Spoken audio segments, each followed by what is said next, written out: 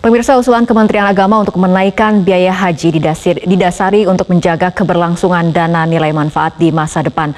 Namun menjadi diskusi ketika besaran kenaikan dianggap terlalu besar. Malam ini kami coba dalami kembali usulan kenaikan ini dengan terlebih dahulu rekan Anggi Hasibuan akan memaparkan data berkenaan dengan penyelenggaraan ibadah haji. Anggi, silakan. Baik, terima kasih Fitri. Jika seandainya angka yang diusulkan Kemenak ini disetujui, ini berarti angka total biaya haji adalah 98,8 juta sekian. Nah, angka ini ternyata masih lebih rendah jika dibandingkan dengan biaya penyelenggaraan haji di negara-negara tetangga. Kita review sedikit pemirsa untuk mengenai angka usulan dari Kemenak ya. Oke, yang pertama adalah pemirsa, kita review kembali bahwa yang terjadi di 2022 ini angkanya adalah 39,9 juta ya pemirsa. Jadi di tahun ini usulannya adalah 69 juta. Berarti ini 70% dari BPIH. Nah, 30%-nya barulah ditanggung oleh dana nilai manfaat sebesar 29,7 juta. Ini yang diusulkan, begitu. Nah, komponennya apa saja? Bahwa kemarin sudah ada rinciannya, ada penerbangan di angka 33 juta, ada akomodasi Mekahnya di 18,7 juta, lalu ada akomodasi Madinah di 5,6 juta, biaya hidupnya di 4 juta, kemudian visa diperkirakan di 1,2, dan paket layanan masyair itu di 5,5 juta. Ini yang kemarin diusulkan oleh Kemenak, pemirsa. Nah, di Malaysia untuk biaya haji per jamaah ini agak sedikit berbeda. Kita akan lanjut untuk slide keduanya, pemirsa. Oke, ini datanya. Jadi biaya haji yang diusulkan melonjak di Indonesia, kalau misal kita bandingkan dengan Malaysia, bahwa untuk Malaysia itu harganya adalah di 28.000 ringgit, ini sekitar 100 juta atau lebih tepatnya 100,6 juta. Nah, ada dua harga sebenarnya pemirsa. Ada golongan B40 itu di harga 10.000,9 ringgit. Kemudian di golongan non B ini di 12.000 ringgit. Jadi kalau kita dengan kurs 3.515 maka biayanya ada 38 juta. Kemudian untuk golongan non B40 itu 45,6 juta.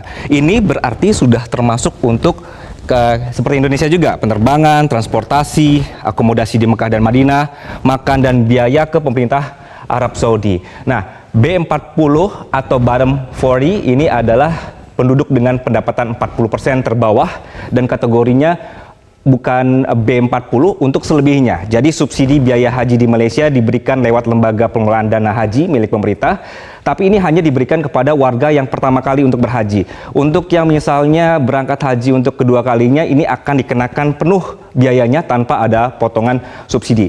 Nah, jika kita melihat data di sini, berarti ongkos haji di Malaysia sedikit lebih besar, tapi jumlah langsung yang dibayarkan jemaah Malaysia ini jauh lebih kecil dari kita karena subsidi besar dari pemerintah yang mencapai 55%. Untuk tahun ini, prediksinya kenaikan biaya haji di Malaysia adalah ada perubahan juga pemirsa, bahwa usulannya atau prediksinya adalah di 31.000 ringgit Malaysia atau dikonversikan menjadi 108,9 juta rupiah. Kuota mereka adalah 31.600, yang sudah mendaftar atau menunggu adalah 3,8 juta orang, masa tunggunya 150 tahun pemirsa. Jadi Indonesia kemarin ada misalnya rekornya adalah 43 tahun, di Malaysia ini bisa sampai di 150 tahun karena itu tadi kuotanya sedikit, kemudian juga sudah daftar besar sekali. Nah, baik, kita lanjutkan. Kalau tadi sudah ada Malaysia, ini Malaysia, kemudian kita pindah ke Brunei, pemirsa.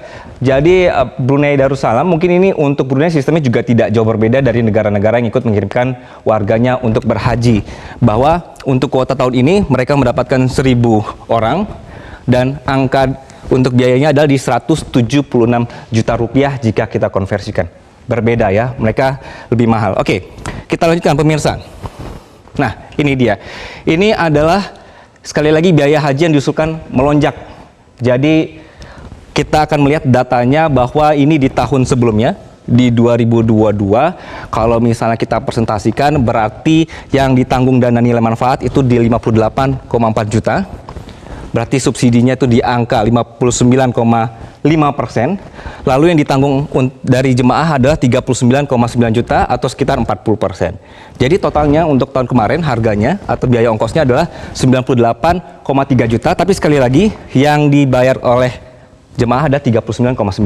Berbeda di tahun ini usulannya adalah, ini kita review kembali ya pemirsa ya, bahwa dibalik. Jadi yang ditanggung iuran jemaah itu 69,2 juta.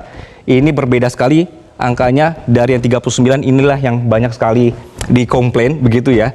Jadi jemaah membayar 70%, kemudian 30%-nya baru ditanggung nilai manfaat 29,7 juta, sehingga totalnya adalah 98,9 juta. Sebenarnya dari harga ini tidak terlalu berbeda ya pemirsa, tapi yang berbeda adalah siapa tanggung siapa begitu. Jadi di tahun 2023 yang diusulkan bahwa lebih banyak jemaah yang akan menanggung biayanya. Begitu.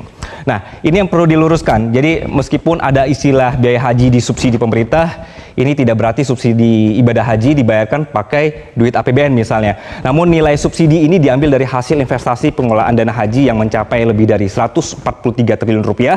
Contoh nih, misalnya calon jemaah yang masih daftar atau dalam daftar tunggu melalui dana yang disimpankan mereka, ini berarti secara tidak langsung ikut membiayai biaya haji dari jemaah yang berangkat duluan. Sehingga menurut pemerintah, kalau subsidi ke BPIH ini terlalu besar, ini menjadi tidak sehat. Itu alasannya kenapa diusulkan ada perubahan harga seperti itu.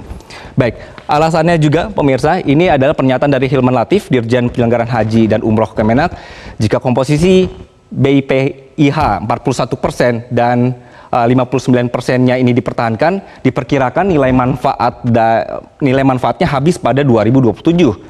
Jadi jemaah 2028 harus bayar full 100%. Padahal mereka juga berhak atas nilai manfaat simpanan setoran awalnya yang sudah lebih dari 10 tahun.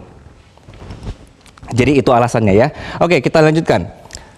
Nah, ini adalah faktor-faktor kenaikan biaya haji. Ada penyebab kenapa menjadi naik begitu ongkos untuk naik haji, inflasi komponen-komponen BPIH, kemudian kurs dolar ini juga berpengaruh pemirsa. Lalu adalah tambahan biaya masyair. Nah, ini dia poinnya. Ini yang menjadi concern juga untuk negara-negara yang mengirimkan warganya ke Saudi adalah soal biaya masyair ini sendiri. Biaya masyair adalah biaya untuk proses ibadah haji selama di Arafah, Mina, dan juga Musdalifah selama 4 hari. Nah, ini ditetapkan sepenuhnya oleh Saudi sebagai penyelenggara. Biaya ini termasuk misalnya tenda, kemudian kamar mandi, sampai kasur bagi jemaah haji yang beribadah di Armuzna. Ini semua ditanggung oleh Saudi. Jadi mereka mengecaslah ke negara-negara yang mengirimkan warganya ke Saudi. Nah, untuk tahun lalu, pemerintah harus menanggung beban lebih besar yang naik 2 kali lipat untuk biaya masyair. Dananya kemudian ditambal dari dana BPKH. Inilah yang kemudian di tahun ini juga menjadi masalah juga pemirsa. Nah, sekarang apakah ada rumusan yang bisa dibilang win-win solution agar bisa dirasa lebih adil? Ini yang kita tunggu. Agak berat mungkin bagi jemaah yang akhirnya harus menambah biaya yang nilainya juga tidak sedikit. Namun kita tidak bisa pungkiri bahwa tugas penyelenggara haji juga berat. Memberangkatkan sejumlah orang, kemudian diurusi akomodasi di sana, makannya, transportnya, hingga pulang lagi ke tanah air, ini sudah pasti ada biaya-biayanya. Apakah ada komponen-komponen biaya yang masih bisa dipangkas tanpa mengurangi kualitas pelayanan penyelenggaraan haji? Nanti selengkapnya akan hadir pembahasannya bersama para pakar yang akan dipandu oleh Fitri Megantara. Fitri, saya kembalikan ke Anda. Baik, terima kasih.